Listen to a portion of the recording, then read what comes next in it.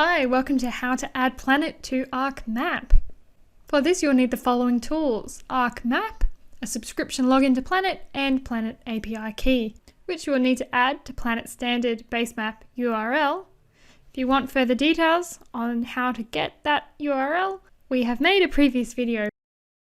So first of all, you'll want to open up a new ArcMap MXD, and unfortunately with ArcMap there is no plugin, so you will need to manually add in WMTS services yourself.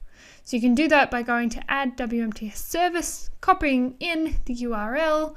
You can hit get layers to see exactly which layers are available in your subscription, and you can also add in your Planet username and password in order to keep this service authenticated.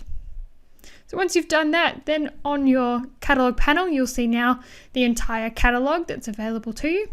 You can scroll through each service, simply click to add in to your map, and you'll then see you'll have that Planet WMTS ready to go in your map document.